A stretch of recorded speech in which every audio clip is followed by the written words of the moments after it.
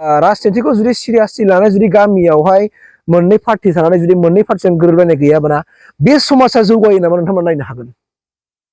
आरो दिनै आं बुंदों नोंथांमोनहा हायोबा लिरनानै दोन खाथायाव लिरनानै ख्रा दोन जुदि मोनसे गामियाव बिपिएफ इउपिपिएल जानानै जुदि सानफ्रामबो नांलायबाय थायोबाना मोजां मोनसे बाथ्रा रायलायाबाना समाजनि जौगाथायाव बिदि हेंथा जालायोबाना बे गामिया जिबनावबो जौगानाय नङा बे गामियाव मोनफ्रोमबो समाजजों जौगानाय नङा नोंथांमोना लिरनानै दोन ख्रा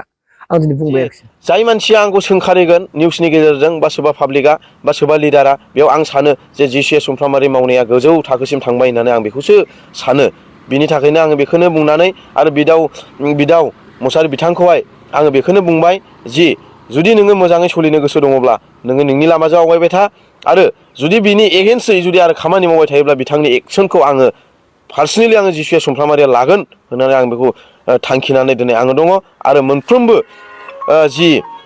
सोरबायदि मानसिया माबायदि कारापसन मावदों सोरबायदि माबायदि कारापसन मावाखै बेफोरबायदि माखासे डाटाया आंनि आखायावबो दङ आरो आङो बख'नो थाखाय आङो 5 मिनिट टाइम नाङा गथिखे आङो दिनैनि बे प्रेस मिट होनायनि बेलायाव आङो दिनै थाबायनानै मोनसे भिडिअ बानायबाय बेनो जाहैबाय मा लोगोफोर बिराद साननो गोनां जादों आरोखि ना राजनितिनि थाखायनो जोंनि दैदेनगिरिफ्रा बिराद गेसाव गोफोन बाथ्राफोरखौ रायलायग्रा जाबाय पार्सनेलि माखासे बाथ्राफोरखौ दिनै रायलायग्रा जाबाय माने बिदि बेकग्राउन्डनि बाथ्रा बुंलायग्रा जाबाय बिराद गाज्रि मोनसे राजनितिक जानो थांदों आरो ना बेफोरखौ लायोबाथ' बुङो दिनै जाय मानसिया बेफोरबायदि गेसाव गोफोन राजखान्थि बाथ्राखौ रायलायजेनो बिथाङा गावखौ सानग्रा नामा गावखौबोथ' बुंगोन गावदि बबे थासारिनिफ्राय फैनाय बेखौबो बुंगोन दिनै नट डाउट सोरबा एबसुनिफ्राय होखारजानाय सोरबा एबसुनिफ्राय फैनाय सोरबा एबसुनि दालालनो सोरबा थास गेलेग्रा जुवादारिनो सोरबा माबा माबि होनलायनानै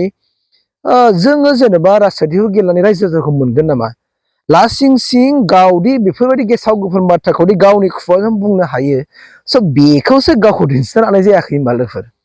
बेफोरबायदि बुङोब्ला मा रायजो राजाफोरखौ मोनगोन रायजो राजाफ्रा बिसासआव थागोन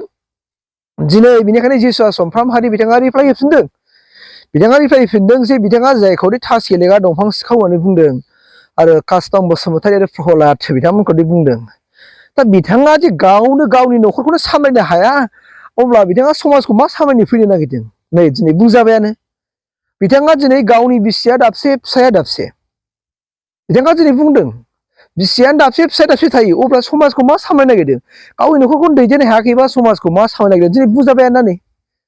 स' नोंथाङा गावनि मानिफोर बेकग्राउन्डखौ मानो नागिराखै नायगिरनांगौ जानानै फैयो नङा होमबा बयबो दा नोंथांमोनाल' नङा बिदिनो गोबां समाव जों मालाबा बिराद गेसाव गोफोन राजखान्थि बाथ्रा रायलायनाय नुयो आरो बिथाङा सार्भिसमेन होननानै मिथिनाय जादों बे ब्रादारा नाथाय जिखियानो जाथों मानो आं बेखौल'सो बुङो जेनेबा रायजो राजाफोरनि सिगाङाव गेसाव गोफोन बाथ्राफोरखौ बुंलायाबालानो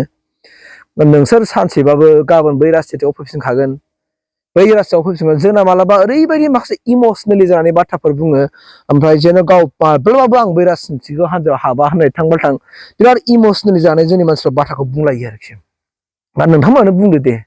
बेफोरबायदि बुंलायोबा रायजो राजानिफ्राय बहर मोनो बेफोरबायदि बुंलायोबा मा रायजो राजाफ्रा बरखौ होमारो नोंथांमोना मा सानो फालाय नोंथांमोना कमेन्ट खालामबानो जाबाय जे नोंथांमोना मा सानमारो बेफोरबायदि बुंलायोबा गमानि रायजो राजाफ्रा बरखौ होमारो नामा नोंथांमोना बुंदो आरोखि आंनिफ्राय आं बेखौनो खावलायनो लुगैयो नोङो जुदि गुबुनखौ गेसाव गोफोन बिनि माखासे बेकग्राउन्डनि बाथ्रा बुंनायनि सिगाङाव नोङो गावखौ सानगारनांगौ जायो जेनेबा नों बबे बेकग्राउन्डनिफ्राय फैनाय नोंहाबोथ' नोंनि ओनसोलावहाय मानसि थायोना नोंखौबो मिथियो नों माबायदि मानसि दा जोङो मानो गेसाव गोफोन बाथ्राखौ बुंनो नङा होमबा राजनिति खालामदों नालाय राजनिति खालामदो माबा मोनसे डेभेलप जादों बेखौ बुं माबा मोनसे जौगादों बेखौ बुं सोरखौबा जुदि पार्सनेलि एटाक खालामनाय बेखौथ' मा बुंनो आरो बुंनांगौ दरखार गैया होननानै आं सानो आरो जेनेबा न' डाउट नोंनावबोथ' थायोना बयनिबो रावबो बाथ्राया सैथोआनो आरोना माने गुबुननि बिखुंनि मैलाखौसो नुयो जों दा नोङो ओरै बेक साइडजों गावनि बिखुंनि मैलाखौलाय जों बोरै नुनांगौ जाखो नुवाना गावनिखौथ' नुवा खिन्थु मालायनिखौ नुजोबो दा बुंनो मोजां मोनो दा बेफोरबायदि जादों आरोना ओमफ्राय राजनितिखौ बेफोरबायदि गेलेनाङा होननानै आं दैदेनगिरि सारमोनखौ आं खुलुमनानैबो बुंगोन रायजो राजाफोरनि गेजेराव बेफोरबायदि गेसाव गोफोन बाथ्राखौ बुंनानै होनो नाङा रायजो राजाखौ फुरा गोनो गोथो मोनसे खालामनानै होनो नाङा मानोना रायजो राजाफ्रा जेबो मिथियालै रायजो राजाफ्रा दिनै नोंसोर दैदेनगिरि जाबाय नालाय नोंसोरो जेखौ बुङो बेखौनो लायो नोंसोर जुदि हय होननानै बुङोब्ला बिसोरनो हय जायो मानोना बिसोरो ना अफिसाव थांनो रोङो ना मा रोङो दिनै ससियेल मिडियाआव नुबाय हमना लादो दिनै आं बाथ्रा बुंबाय आं बाथ्रा बुंनायखौ बिसोरो दिनै मबाइलाव नायबाय मबाइलाव नायनानै बेखौ नोंगौ बिसोर सानगोन नङा होमबा स' बेनिखायनो जोंनि इनफरमेसना जेब्लायबो माबा जाग्रोबा जेनुइन जाग्रोबा एबा जों जुदि थारखौ जुदि जों सुबुंफोरनो फोरमायनो लायोब्ला जों जुदि थारखौनो जुदि जों सुबुंफोरनो मिथिहोनो लायोब्ला निस्सय बिथांमोनहाबो रायजो राजाफ्राबो मा जागोन मिथिनो लागोन आरो दा जोङो जुदि जेब्लाबो जों नंखायखौनो फोरमायखायोबा जोङो जुदि राजनितिनि थाखाय जों गेसाव गोफोन बाथ्रा बुंलायबाय पार्सनेल एटाक खालामनायनि बाथ्रा बुंलायबाय नङा होमबा दा बेफोरखौ बुंलायनाया मोजां जानाय नङा होननानै आं सानो आरो जोंना दैदेनगिरि सारमोनहा मालाबा बावगारो खोमा मा होनबावनो नाथाय दिनै जोङो गोबांथार मानसिखौनो जों नुबोगासिनो दङ जोङो आसि थुनानैबो जों रायजो राजाफ्रा बुंनो हायो जों आसि थुनानै बुंनो हायो बे दा नोंथांमोना बेफोरबायदि बिराद गिदिर गिदिर खोथा बुंनोसै नोंथांमोना दिनै मोनसे न' डाउट डिस्ट्रिक्टनि दैदेनगिरि ब्लकनि दैदेनगिरि नोंसोरो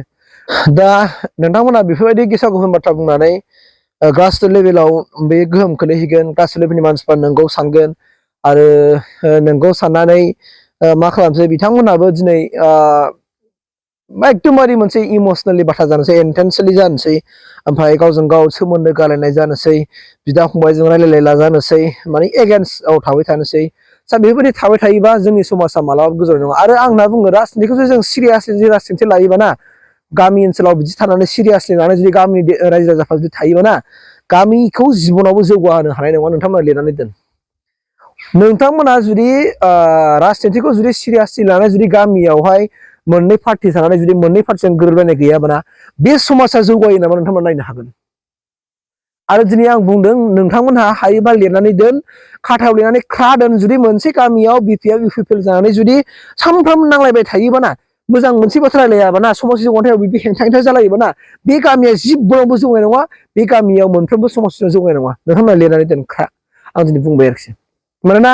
राजनितिखौ मालाबाबो जों पारमानेन्ट सानना लानो नाङा जों सुथुर खालामनाङा गावजों गाव माबा मोनसे खालामनाङा जों बुहुलाव गोदो जाया नङा जाबोबाय बिटिसिनि समाव दा खिन्थु बेफोरखौ गोसोखांनानै जों आरो बेफोरबायदि खालामफिननांगौ बे नङा आरो बे मानसिनि आखु जानो हाया गुबै आखु जानो हाया ओंखायनो आंनि थोरनिफ्राय आं खावलायबाय साफ्रोमबो बिदा फंबाय बिमा बिफानि बैसो सानानै अननानै जोंनि बर' समाजाव गोजोन फैयो खौसेथि फैयो जौगानाय फैयो बयबो मोनफ्रोमबो आयदायावनो माने उदाङै माने खामानि मावनानै गाव गावनि न'खर संसारखौ दैदेननो हानाय समाजखौ दैदेननो हानाय सामलायनो हानाय बेफोरबायदिखौ जों मावनो हायो आरो जोंनि खोथा बाथ्रा बुंनायफ्रा जेन लागामखौ जों हमथालायनानै जेन बयबो बुंलायगोन बेखौ आंनिफ्राय खावलायदों गोरबोनिफ्राय सारमोन जेन' जों रावबो बुलाय बुसि जानानै जों भटखौ गेलेया बेनि थाखाय आंनि गोरबोनिफ्राय खावलायनाय जाबाय थेंक इउ